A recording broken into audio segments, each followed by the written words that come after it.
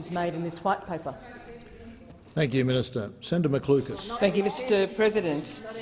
My question is to the Minister for Northern Australia, Senator Canavan.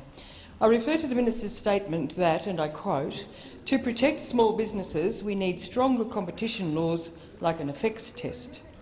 Minister, is the introduction of an effects test in the interests of small businesses in Northern Australia, and is this government policy? The Minister for Northern Australia, Senator Canavan. Thank you, Mr President. As I'm sure the senator is aware, the government has conducted a widespread root and branch review of competition policy, the first root and branch review of competition policy, I think, in more than 20 years. And absolutely, the government does believe that strong competition laws are extremely important to protect small businesses. Now, that competition policy review, known as the Harper Review, has made recommendations to protect small businesses. It has made recommendations on a number of levels, including, as the senator has referred to in section 46, the misuse of market power provision. Now, the government has considered the recommendations of that report.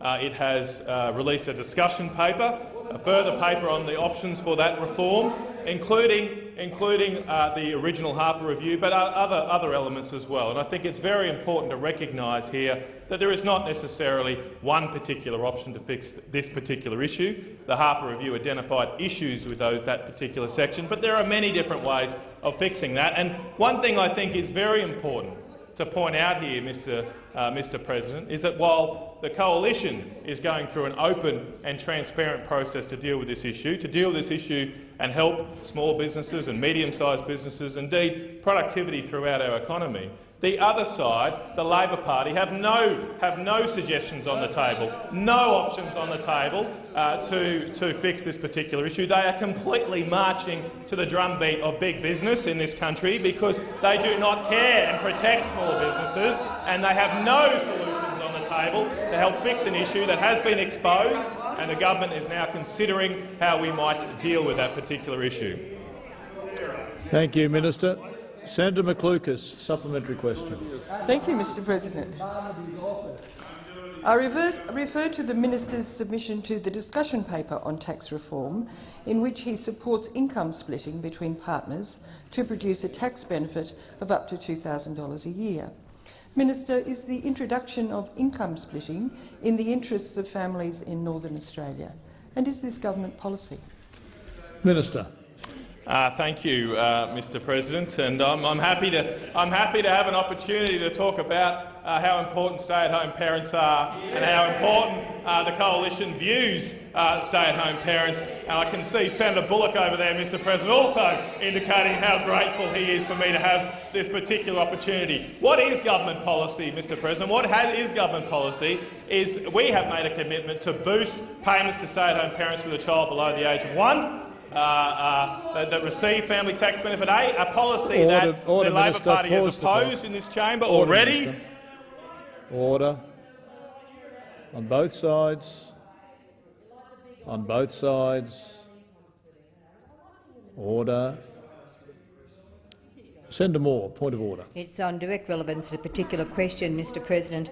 Senator McLucas asked particularly about the introduction of income splitting in the interest of families in Northern Australia and whether that is government policy. I am not sure whether we've got any answer at all on that particular issue from this question. Thank you, Senator Moore. I will remind the Minister of the question and indicate the Minister has 27 seconds in which to answer. Very much, Mr President. Of course, the submission that Senator McLucas referred to, Mr President, was a submission to our tax reform process, and the government's still considering its response to that. And I hope it does, and I'm sure it does, consider my particular suggestions on that matter. But I am confident that the only side of politics in this chamber that has the interests of stay-at-home parents at heart is this side. That side are completely ignoring them. Thank you, Minister. Senator McLucas, a final supplementary question. Thank you very much, Mr President. I refer to the minister's statement that the renewable energy target was, and I quote, gets less bang for more buck and is, and I quote again, one big punt. Minister, is abolishing the RET in the interests of renewable energy producers in Northern Australia, and is that government policy? Minister. Thank you, Mr. President. And through you, Mr. President, Senator Lucas, I won't be verbaled here through those quotes. I will not be verbal because what you said, absolutely.